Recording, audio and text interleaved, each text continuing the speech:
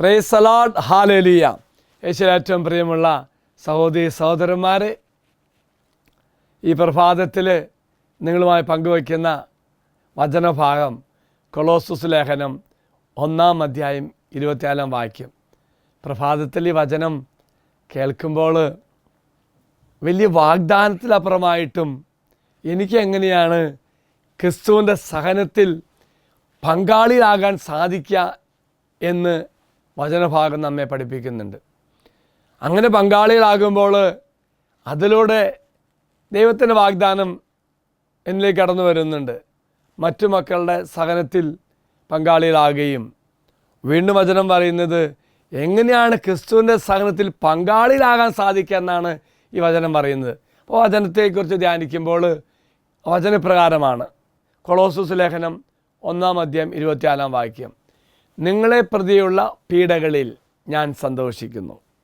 ആണ്, നിങ്ങളെ പ്രതിയുള്ള മറ്റു മക്കൾ അനുഭവിക്കുന്ന സഹനത്തെ പ്രതി പൗലോസ്യ സന്തോഷിക്കുന്നു. എന്തുകൊണ്ടാണ്? സഭയാകുന്ന തൻ്റെ ശരീരത്തെ പ്രതി ക്രിസ്തുവിന് സഹിക്കേണ്ടി വന്ന പീഡകളുടെ കുറവ് എൻ്റെ ശരീരത്തിൽ ഞാൻ നികത്തുന്നു. Praise the Lord. ഇത് മനോഹരമായതാണല്ലേ. ക്രിസ്തുവിന് സഹിക്കേണ്ടി വന്ന സഹനങ്ങളുടെ കുറവുണ്ടെങ്കിൽ ആ കുറവ് ഞാനങ്ങ് നികത്തുന്നു എന്നാണ് പൗലോസ് പറയുന്നത്. ഓർക്കാൻ പ്രിയമുള്ളവർ, ഇതിലൂടെ പൗലോസ് നമ്മൾ പറയുന്ന കാര്യമുണ്ട്. നമ്മെ പ്രതിയുള്ള നാം അനുഭവിക്കുന്ന പീഡകൾ പൗലോസ് സന്തോഷിക്കുന്നു. എന്തെന്നാൽ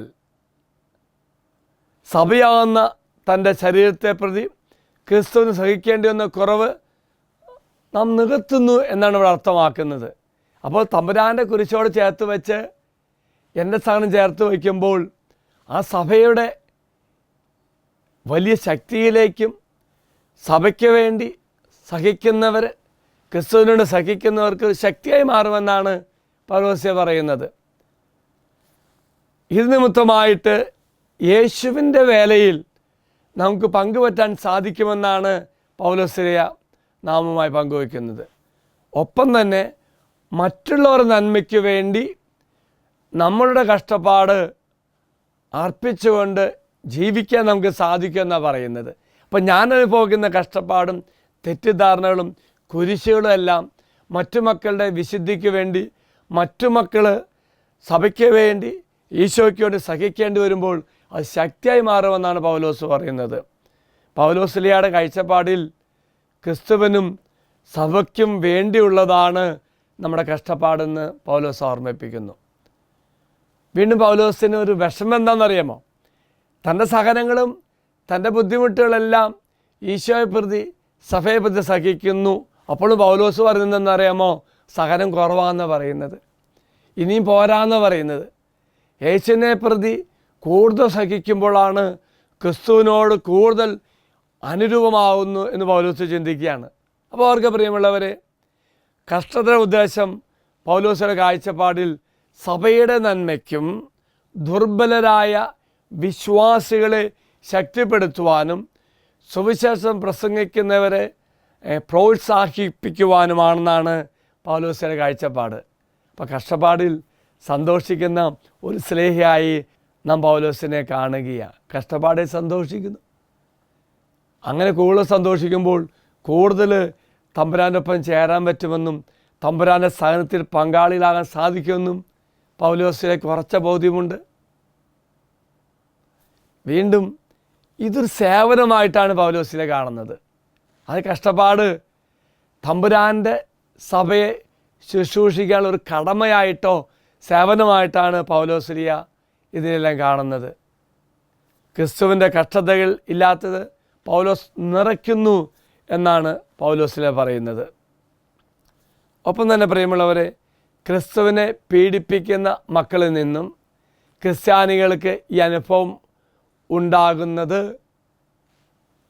അവരെ ക്രിസ്തുവിലേക്ക് ഒട്ടിച്ചു നിൽക്കുവാനും ചേർത്ത് നിൽക്കുവാനും സാധിക്കുന്ന പൗലോസ്ലിയ പറയുന്നുണ്ട്. തെരേസ ഓഫ് ചൈൽഡ് ജീസസിൻ്റെ വാക്കിൽ പറയുകയാണെങ്കിൽ, സഹനത്തിലൂടെ ആത്മാക്കളെ രക്ഷിക്കാൻ കഴിയുമെന്ന് ക്രിസ്തു എന്നെ മനസ്സിലാക്കി. എനിക്ക് കൂടുതൽ അനുഭവിക്കേണ്ടി വരുമ്പോൾ അവ സഹിക്കുവാനുള്ള എൻ്റെ ആഗ്രഹം കൂടുതൽ തീവ്രമായി ആഴപ്പെട്ടു എന്ന്.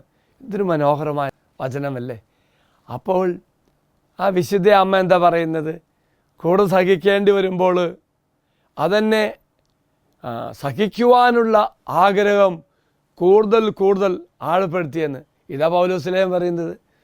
ജീവിതത്തിൽ സഹനം വരുമ്പോൾ നമ്മളൊക്കെ ഒളിച്ചോടാൻ ആഗ്രഹിക്കുന്നു, വേണ്ടാന്ന് പറ്റുന്നു, വയ്യാവലി വേണ്ടാന്നൊക്കെ പറയും. പക്ഷെ പൗലോസ്ലേഖയും ഈ വിശുദ്ധയായ സഹോദരി എന്താ പറയുന്നത്? അങ്ങനെ സഹിക്കുവാൻ എനിക്ക് അവസരം കിട്ടുമ്പോൾ ഒളിച്ചോടുക എന്നല്ല, മറിച്ച് യേശുവിനെ പ്രതി, യേശുവിൻ്റെ സഹനത്തെ പ്രതി കൂടുതൽ സഹിക്കുവാനുള്ള ഒരു തീഷ്ണത, ഒരു തീവ്രത എനിക്ക് ലഭിക്കുമെന്നാണ് ഈ പുണ്യാത്മാക്കൾ പറയുന്നത്.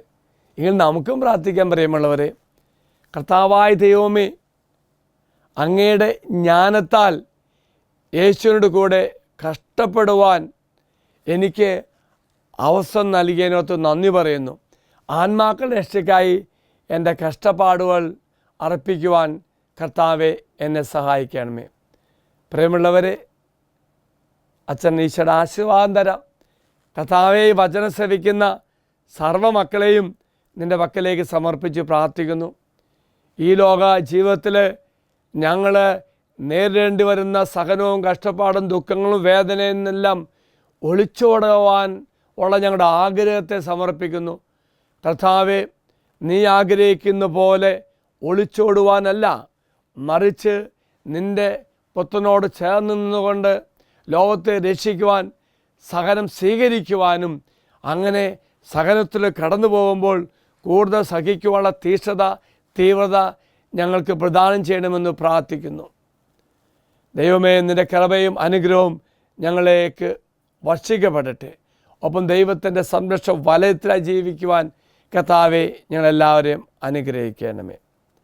പരിശുദ്ധ കന്യാമറിയമേ, ഞങ്ങൾക്ക് വേണ്ടി, സഹനത്തിൻ്റെ പുത്രി, ഞങ്ങൾക്ക് വേണ്ടി മാധ്യസ്ഥം പ്രാർത്ഥിക്കണമേ. നമ്മുടെ കർത്താവായ ഈശോ മിശിഹായുടെ കൃപയും പിതാവായ ദൈവത്തിൻ്റെ സ്നേഹവും പരിശുദ്ധാത്മാവിൻ്റെ സഹവാസവും നാം എല്ലാവരോടും കൂടെ ഉണ്ടായിരിക്കട്ടെ, ഇപ്പോഴും എപ്പോഴും എന്നേക്കും. ആമീൻ. പ്രിയമുള്ളവരെ, ഒരു നല്ല ദിവസം ആശംസിക്കുന്നു. ഈ ദിവസം സഹനവും ദുഃഖവും ഉണ്ടാകുമ്പോൾ മറക്കരുതേ, തമ്പുരാന് സഹനത്തോട് ചേർന്ന് സഹിക്കുവാനും ലോകത്തിൻ്റെ വിവിധ ഭാഗത്ത് സുവിശേഷത്തിനു വേണ്ടി ദൈവരാജ്യത്തിന് ജീവിക്കുന്ന മക്കളുടെ സഹനത്തിന് ശക്തിയായി മാറാൻ വേണ്ടി നമുക്ക് പ്രാർത്ഥിക്കാം. സഹനത്തിൽ തീവ്രത ലഭിക്കുന്ന ഒന്നായി മാറട്ടെ എന്ന് പ്രാർത്ഥിക്കുന്നു. Praise the Lord. ദൈവം എല്ലാവരെയും അനുഗ്രഹിക്കട്ടെ.